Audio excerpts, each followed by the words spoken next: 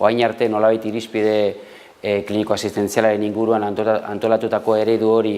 gainditu egiten dugu modelo edo eredu berri honen bitartez, eta nolabait argi izateko orain arte hotel antzeko eredu bat garatu egin baldin bada, orain etxe eredu baten alde egiten dugu lan. Eta horretarako nolabait gune, amankomunak diren gune hauek egokitu egin ditugu, azken batean nolabait autonomia gehiago, intimitate gehiago emateko erabiltzaileei, eta azken batean eredu honen bitartez nolabait egoitza ere kudeatzeko eredu aldatu egiten da, nolabait ordutegiak malguagoak dira,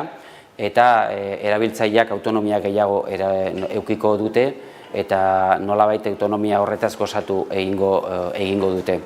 Aldaketa horiek noski beharko dute ere langileen formakuntza,